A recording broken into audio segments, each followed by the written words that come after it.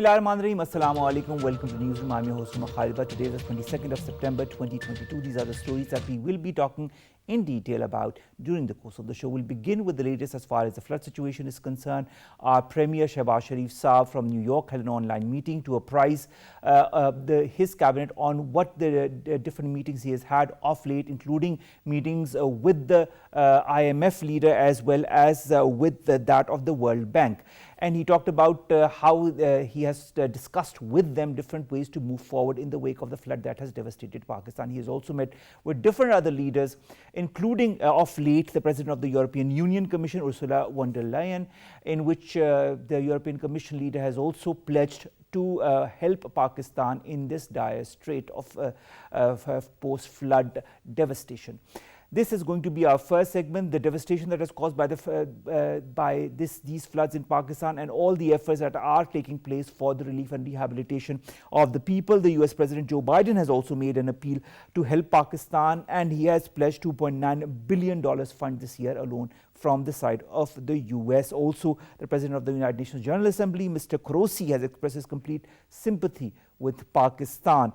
3.4 million children are in need of help as an aftermath of these floods, says UNICEF. This is going to be part of our first segment. Our second segment, ladies and gentlemen, concerns Indian illegally occupied Jammu and Kashmir and the efforts that are being made by the Kashmiri leaders in order to apprise the important leaders about what is exactly happening in the Indian-held region, whether it be the OIC contact group on Jammu and Kashmir at the United Nations that has demanded on Wednesday that India must reverse all the illegal and unilateral measures it took post in fact on the 5th of August 2019, or whether it be in Geneva in front of the UNHRC building that the Kashmir leaders have gotten together to also pressurize the United Nations to take the tangible actions as per the resolutions that have been moved inside the United Nations on the Indian illegally held Jammu and Kashmir. This is going to be our second story. Then we are going to talk about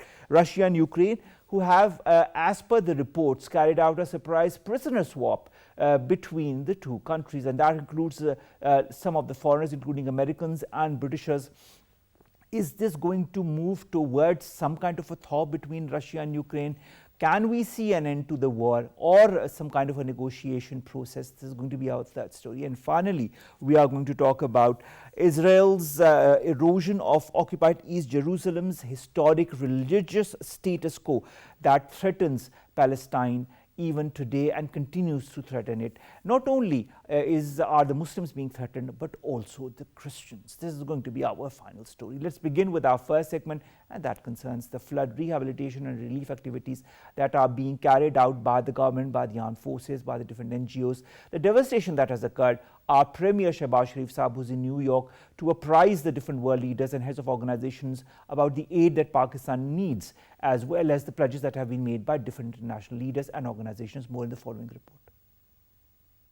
Pakistan is grappling with devastating consequences of climate carnage as record monsoon rains and glacial melt have triggered flooding that has impacted nearly 33 million people. The death toll due to floods has risen to 1,569 since mid-June, according to the country's National Disaster Management Authority's latest data. During his New York visit to attend United Nations General Assembly session, Prime Minister Shehbaz Sharif urged the international community to stay engaged with Islamabad as it struggles to recover from the devastating effects of the season's unprecedented floods. US President Joe Biden made a fervent appeal to the world to help Pakistan deal with ravages of the recent floods. Pakistan and the United Nations are likely to announce revision of flash appeal early next month for more funds to cope with the devastating floods. United Nations Humanitarian Coordinator Julian Haney said Pakistan faced a cascading second disaster from diseases such as dengue, malaria, cholera, and diarrhea, as well as malnutrition. Foreign Minister Bilawal Bhutto has called for a green Marshall Plan to assist and support the climate vulnerable countries. Addressing a closed-door leaders roundtable on COP27 in New York, Foreign Minister Bilawal Bhutto highlighted the devastation caused by recent climate-induced floods in Pakistan and stressed the need for collective and urgent action to build back better in a greener and climate-resilient manner.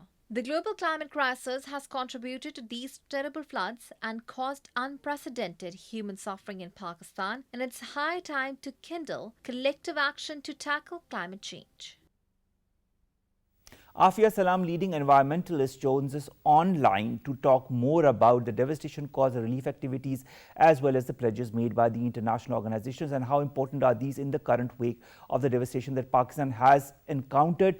But before we continue our discussion with Afia, let's take you to what Angelina Jolie, who is the Goodwill Ambassador of the UNHCR, had to say once she witnessed the devastation firsthand.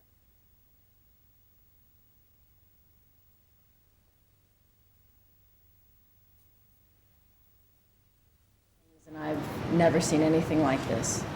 And I have, as you've mentioned, been to Pakistan many times. I came first because of the generosity the Pakistani people have shown the people of Afghanistan over the years and as a host country.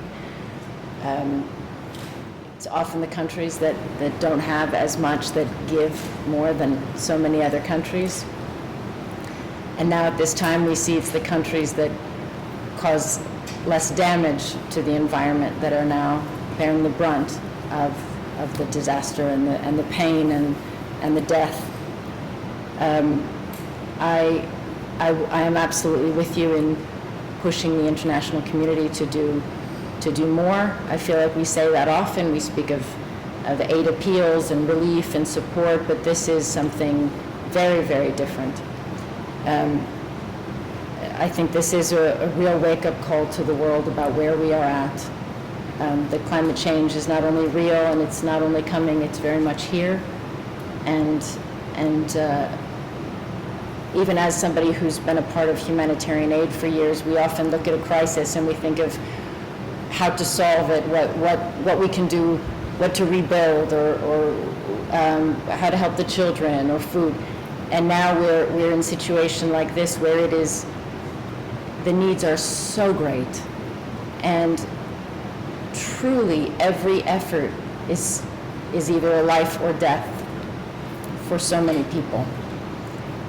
Every current effort, and I've seen the Army, I've been with the Army and with my colleagues at IRC, and I've seen those lives who were saved, but I've also seen those who I've been speaking to people and thinking if enough aid doesn't come, they won't be here in the next few weeks. They won't make it. Too many children, so malnourished, and then even if they make it through these next months with the winter coming and the destruction of the crops and the hard reality, I'm overwhelmed, but I don't even feel it's fair to say that because I'm not living this, so I just simply try to speak out and help. I really can't imagine what it feels like to be there. I see the very thought out, beyond this, to not only the emergency, but what to do, and all that it's going to take. And I'm here as a friend to Pakistan and to the many warm friends and relationships I have here, and will continue to return. My heart is very, very much with people at this time. This humane pledge that was made by the Special Envoy to the UNHCR, Angelina Jolie, after she visited the flood-stricken areas all across Pakistan. Afia, thank you very much to have joined us. You have heard what Angelina had to say. You've also heard what a lot of other leaders have had to say as far as making pledges to help Pakistan is concerned. Will those pledges translate into aid that Pakistan needs, the around $30 billion that Pakistan needs for the rehabilitation of the flood-stricken areas? Will we get it? Well, I hope so, because there's no way that Pakistan can shoulder this burden on its own, especially of the reconstruction and rehabilitation stage. Right now, we still haven't gotten out of the rescue and relief because there are still many places where people are being evacuated from. But long-term measures require a lot of investment of resources and training and material. And so the pledges need to translate around the time when the rebuilding starts, which I hope in some areas it will start in just a few weeks where the waters are receding or evaporating. Then, of course, we need a lot of input in our agriculture, in our drainage systems, which we saw that it was the drainage system that didn't work, which is why we've had these lands just flooded and the water has just stayed. It hasn't gone out into the larger water bodies. So that's a whole system rehaul, which will require a lot of investment. It will also require human resource capacity building uh, because it's very easy to put the blame on on nature, that everything was due to nature. No, there are a lot of things that we didn't manage well. So there needs to be a complete stock taking and plugging in of the gaps, and the plugging in of those gaps will require technical expertise, transfer of technology, as well as of resources, actual material monetary resources. So I hope the world will deliver on those pledges, because we must also remember that, how can we even think that this won't happen again next year?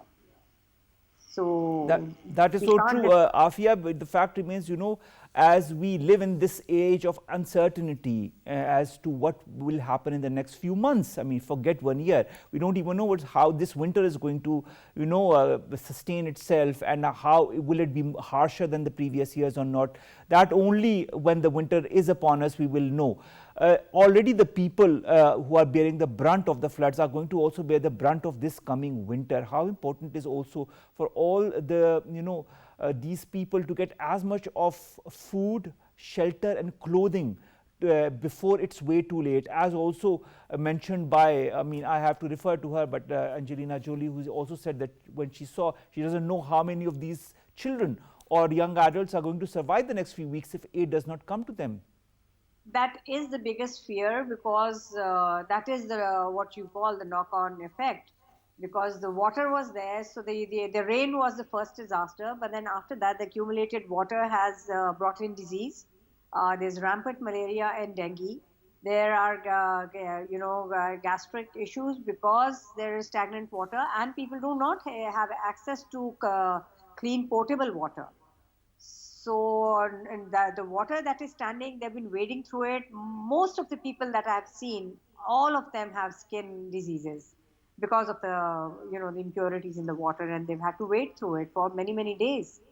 So all these things are there. And other than that, then of course there is this food insecurity just staring us in the face. We've lost one crop. There's a shortfall already for the other one. We don't know when the land is going to be ready, whether it will produce enough for our needs, which doesn't seem likely. So again, those to fill that shortfall, also resources will be needed. And with the world supply chains disrupted, you were just talking about the Ukrainian war. There are people in Africa who are facing starvation because there's this war in this part of the world, between Ukraine and Russia, and this is not even a full-blown war. So for a country to be struck with the kind of disaster that we are facing right now, food insecurity, of course, seems just as a natural corollary to this disaster, especially because we are an agricultural country. So there are many, many different kind of issues that we need to be faced with. But yes, the relief, rescue, and the rehabilitation. I know the Build Back Better mantra. We've been through that, and we really didn't adhere to it earlier.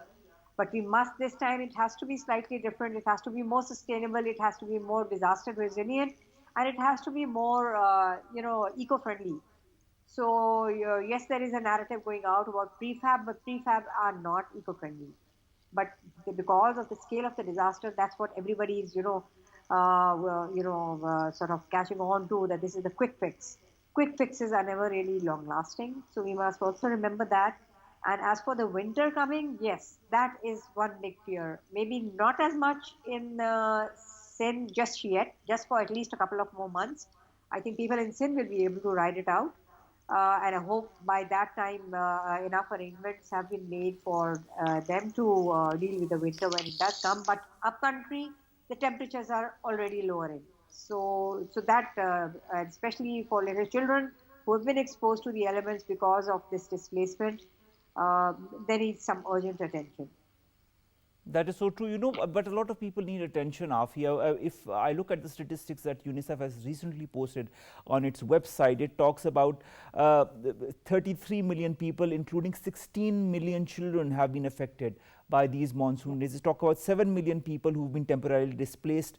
Rivers have breached their banks, dams have overflowed, homes destroyed, farms and critical infrastructure, including roads, bridges, schools, hospitals, public health facilities completely destroyed.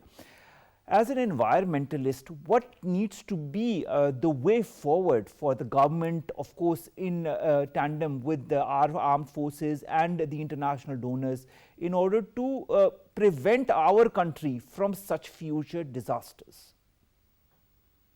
Well, future disasters, I think the blueprint is there if you just go you go through the flood areas. Now we know where there should be no settlements. Just 2 days ago, I came back from Sujawal while on a trip to visit these camps. And there's a school right in the middle of the Indus River, which is more than half submerged. So what were they thinking when they made it over there? So now that we know that this is the riverbed, and this is not the place where schools should be sited, where roads should be sited, where your public health facilities should be sited, well, that is something that we must take into account when we are trying to rebuild. So that is the first thing, that we have to let the natural waterways, we have to leave them clear. Leave them clear of any infrastructure, leave them clear of, from the settlements which pose a threat to the lives and home and hearts of the people who inhabit these areas. And that kind of, the laws are there, the zoning has been done, it's just not been implemented. So that is where, the lax governance needs to be pulled up. We cannot allow that to happen again. I mean, I was horrified to see that school, because it wasn't as if it was on the banks of the Indus, and Indus River has, you just mentioned that the rivers broke their banks. No, Indus River was not in flood at all this year. Not in a single spot did it break its bank. It flew. It had its complete flow went all the way to the sea very calmly without entering any side that was outside its banks. So if we are seeing these buildings right in the middle of the river, then there's obviously something wrong that we are doing. It's not the river encroaching us or threatening us. We are just not doing it right. So those things must be taken into account. We can't afford to have these kind of losses again. All right, I understand how to move forward, and I hope that the government is also listening, and I hope that it's also going to collaborate with other agencies that work towards rehabilitation in the right environmental methodologies. But the fact remains that with the amount of devastation and the sanitation issues that people have, the diseases, the disease outbreak, you've talked yourself about the skin diseases that a lot of people have, and the waterborne diseases that a lot of people have, dysentery, cholera, and whatnot, dengue, malaria because of the mosquito infestation. Then there's the snake bites and the dog bites also that are happening in Sindh especially. How can we help those in need before it's too late? Because I think the next 4 weeks are crucial for those who have been affected by the floods. So we need to be extremely aggressive and proactive as far as helping these people are concerned. How can we move forward in a way that can save the maximum of people? By stop being territorial. This is a national emergency, and every organization that has the experience of having worked in such emergencies needs to be collaborating with others. So I have seen some good examples, but the response this time has been slow, because many of the agencies were just sort of out of business. They just weren't doing anything because of the different restrictions that were placed on them earlier. And we've had this trained, experienced human resource that just was not put to use. But like in Sakhar, what was good to see was that the government had put up a huge tent village. There were Pakistan Navy doctors who were serving there. There was, I'm naming the others, so I really don't know what your protocol is, but there is this Karachi-based organization called Salam. They were providing food over there twice a day. And there were UN organizations setting in place clean drinking water. There were UN organizations putting in place pit latrines over there for sanitation. So this has to be a collective, collaborative effort. We can't say, no, this is the government camp, so they can take care of everything over there. I don't think the government has the wherewithal to manage everything, because this is a disaster of a huge magnitude. So everybody has to do whatever they can do and do it together. Because one more thing we must remember, the school that I mentioned, this isn't the only school that is Of course, submerged. there are so many institutions that have been completely destroyed, including schools. And of course, look at the livelihoods of people, the crops that have been completely destroyed, the livestock that has been has completely been killed. I mean, because of this, the thousands and thousands of animals that used to help and used to provide milk and other resources are no longer there. The road forward is going to be extremely arduous and a long one. How important, you talked about collective work and collective, resolve to take Pakistan out of this current crisis. How important is the role of the world body in all of this?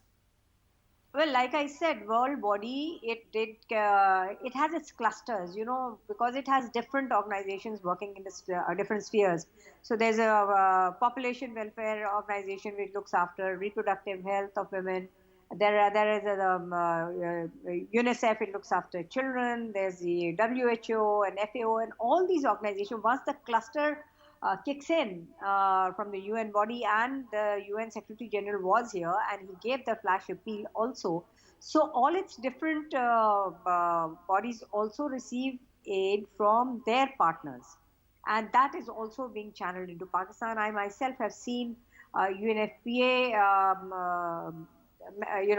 working with women's organizations, setting up the girls-friendly safe spaces because they need those spaces when they are now displaced, and dignity kits being distributed over there for female hygiene. There are medical camps being set up for pregnant ladies, because don't forget the 77,000 pregnancies that we keep quoting are only for this month. There are many, many more pregnant ladies, but just in this month, 77 women are about to give birth. So similarly, there are other parts of UN who are now, out there in the field, working in their own space. You mentioned Julian Hernes, the coordinator, talking about the assistance that UN will provide. And that is the approach, that when it says UN, it means it's different agencies within their own sphere. Of course.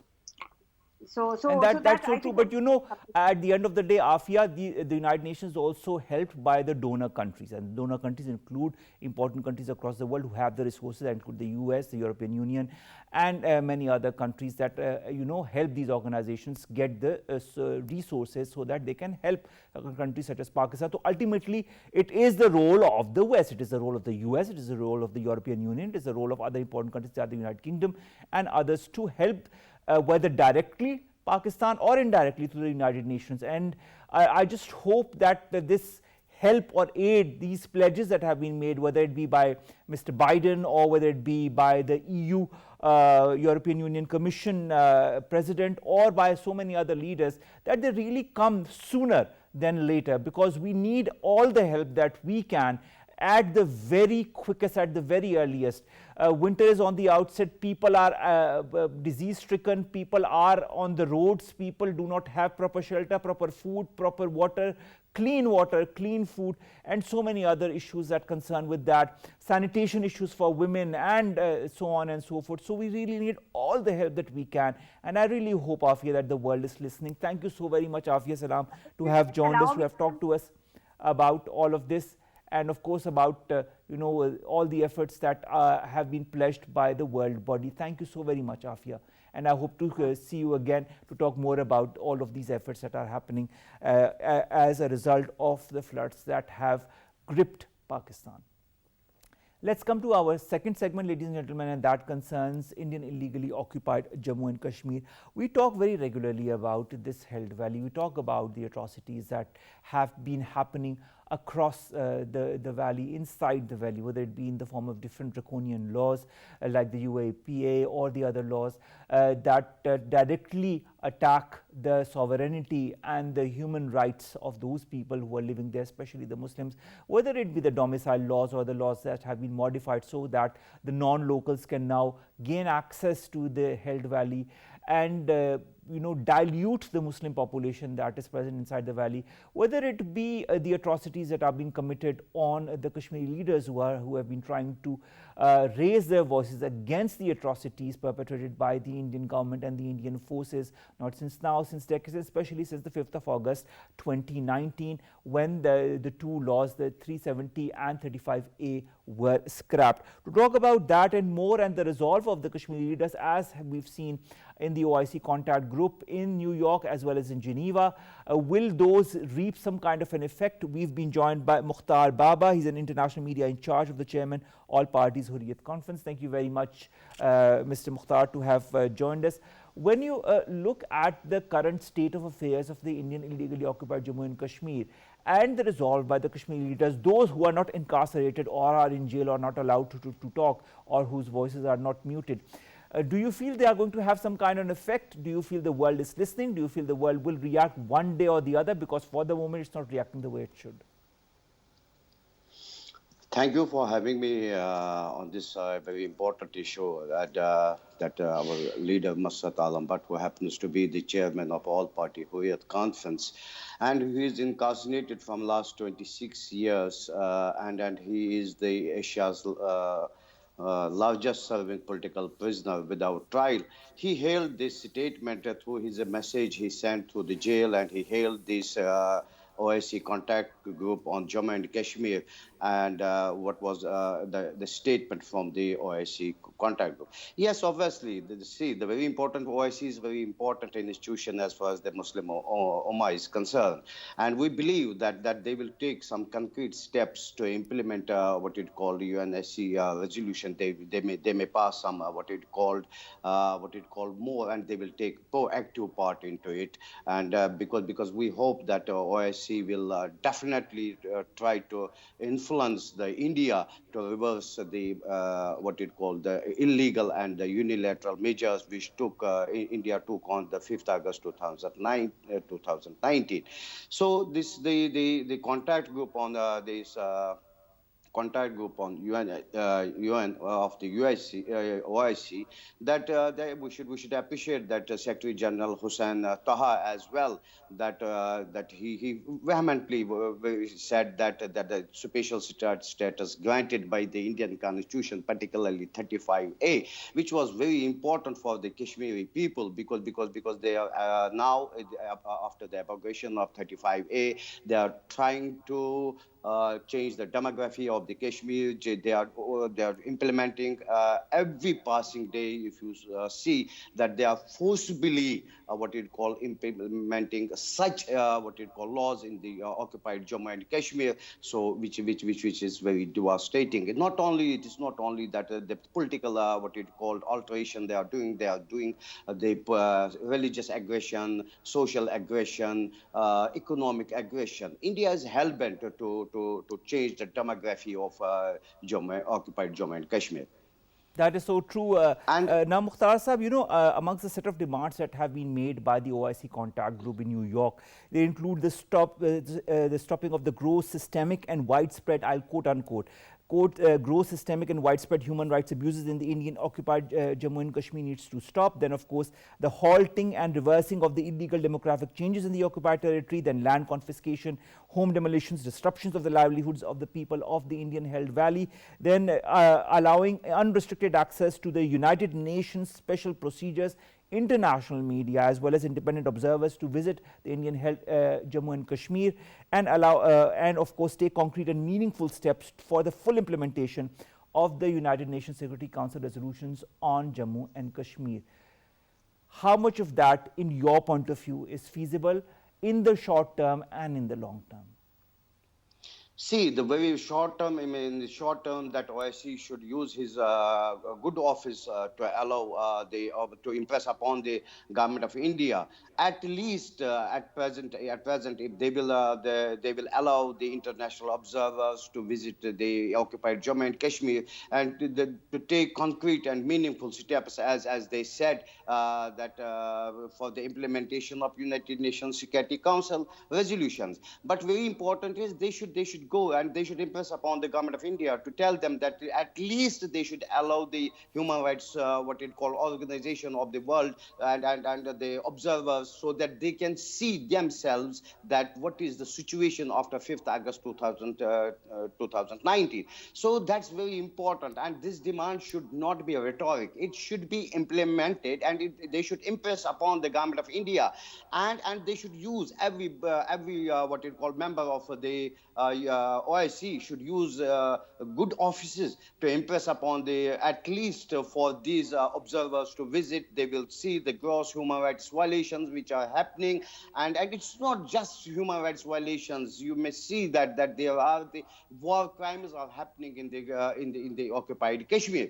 So it will be the short term plan that they should allow. In the long run, that they can go and they can visit, and if they will impress upon the government of India and they will visit the occupied territory, and then later on in the long run for the implementation of they will find the solutions for the implementing of the United Nations Security Council resolutions. So it's very important. There should be two, what it called two tier so first the short term, and then another one is the long term. But immediately that people of Kashmir should get relief, because from the 5th August 2019 that the India is which conquered. It's not that they believe that we have conquered in a way the Jammu and Kashmir, because they forcibly and unilaterally annexed Jammu and Kashmir, and they broke into two the union territories, one in Ladakh and one what it called the Jammu and Kashmir. So it's very important that they should they should impress upon the government of India to make it one unit, and the undone what they have done on 5th August 2019. How much of do you feel all of these demands that have been put forward by the OIC contact group on Jammu and Kashmir can be actually implemented? Will India relent, and what kind of pressure tactic needs to be observed or needs to be implemented by the United Nations or important countries in the West like the United States of America to impress upon India to change its current the methodology towards not only the region but the people of the held region? Yes, sir. It's very important that what should we do, and it is a very long pending issue. And from the what it called it is 77th what it the 77th United session, Nations and General we are Assembly from session. session 2077th is United Nations General Assembly session, and we are occupied from last 76 years. This is our 76th year, and we have to see that from the inception of the United Nations, this United Nation, that our what it called the right of plebiscite is pending from as long as the United Nation is had made what it called the inroads. So this is very important that we have to see that the OIC can play a very important role, and they should try and try their best to impress upon the present government because I believe, to be very honest, I believe this is the government because who can solve the Kashmir. So this is the very appropriate time that if the OIC will impress upon the government of India to make the ways for the implementation of right of plebiscite.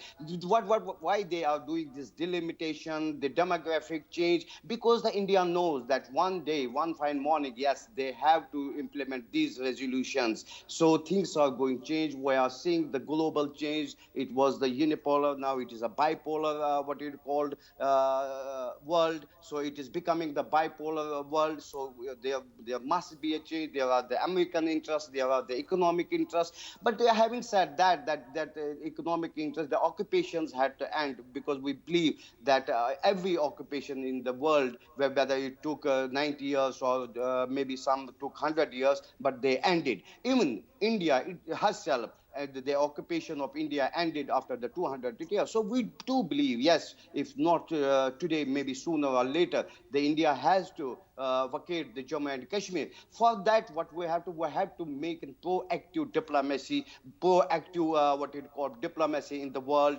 especially in the OIC and the world powers, so that because this is very important. When we see the after abrogation of 5th August 2019, we saw that 3 times UNSC met. Yes, that definitely they were not that the communication was not made public, but they sat on the Kashmir issue, and that we should, particularly Pakistan, should push. They should be proactive for this, and if UNSC will meet, and they will impress upon and the government of India for but that is, implementing of it. this pressure, this pressure tactic, this impression upon India in order to change its tactics towards Indian illegally occupied Jammu and Kashmir. This is something that Pakistan has been asking since many years, but nothing has happened as far as that is concerned. Resolutions 91 of 1951, 122 1957, 123 1957 as well of the Security Council are there as far as the rights of the people of illegally occupied Jammu and Kashmir is concerned. On the one hand, of course, we have the OIC contact group that has impressed and highlighted the atrocities that are being committed in the Indian Hell Valley, and there is and of course the need to change the whole system so that the people can actually get their due right to self-determination, their right to the plebiscite, as has been enshrined in the United Nations resolutions. On the other hand, also in front of the UNHRC office in Geneva, there have been many Kashmiri leaders who have gotten together and have also impressed upon that organization in Europe to also put pressure on India so that it reverses its policy, especially after 2019. Both in New York and Geneva, we have Kashmiri leaders that are working for the Kashmiris.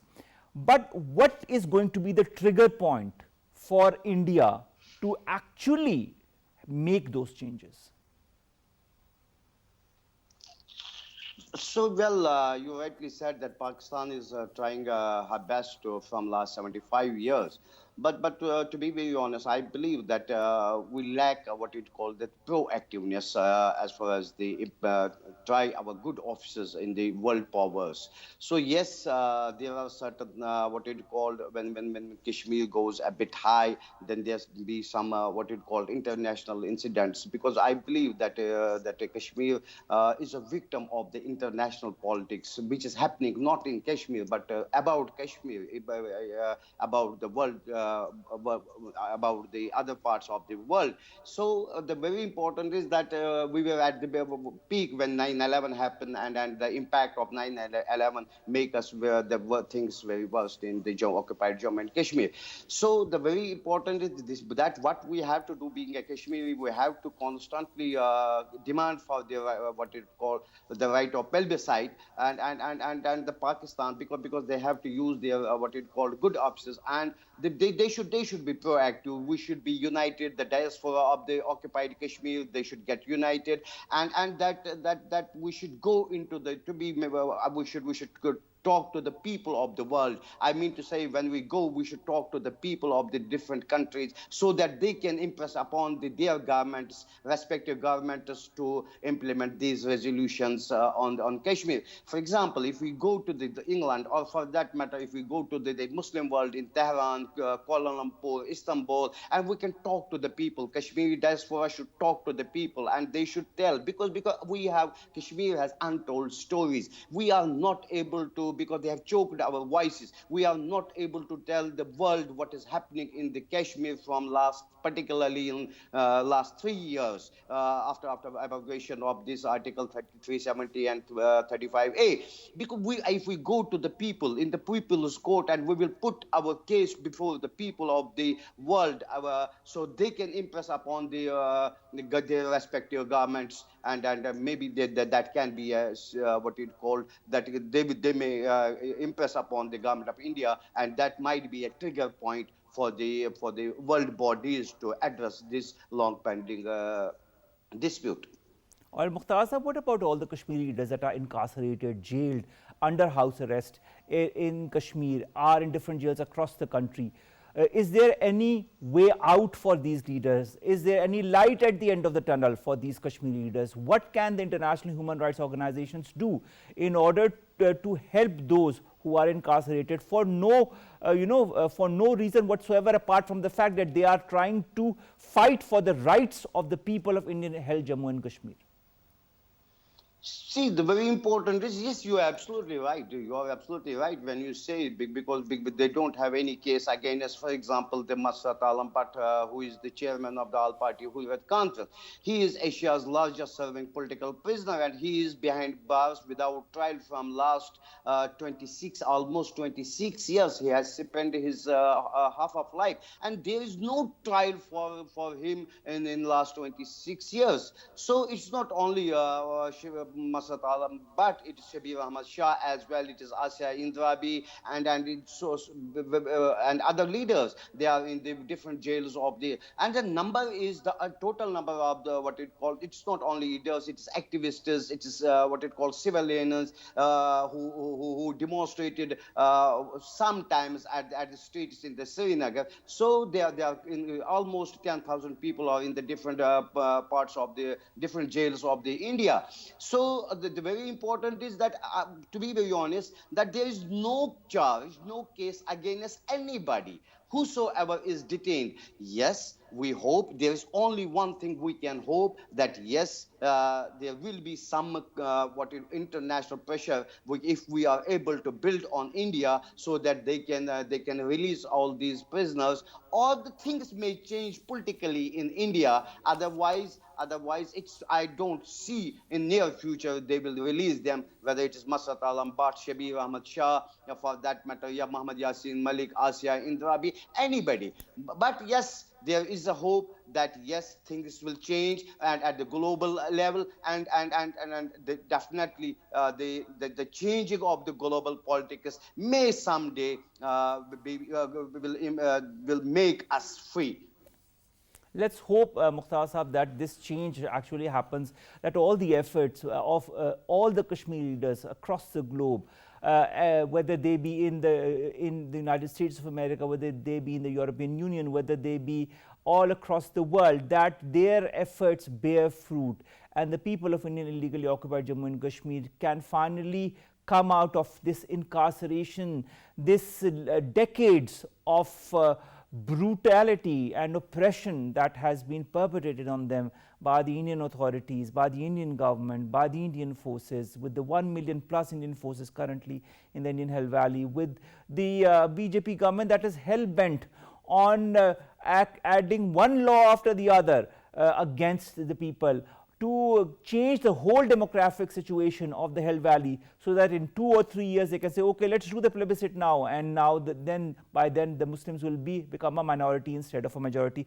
Let's hope for the best. Let's hope the light at the end of the tunnel comes quicker than and sooner than later. Thank you very much, Mukhtar Baba Sahab, International Media Incharge, Chairman All Parties Hurriyat Conference, to have talked to us and to have highlighted not only the atrocities but the efforts made by the Kashmiri leaders worldwide.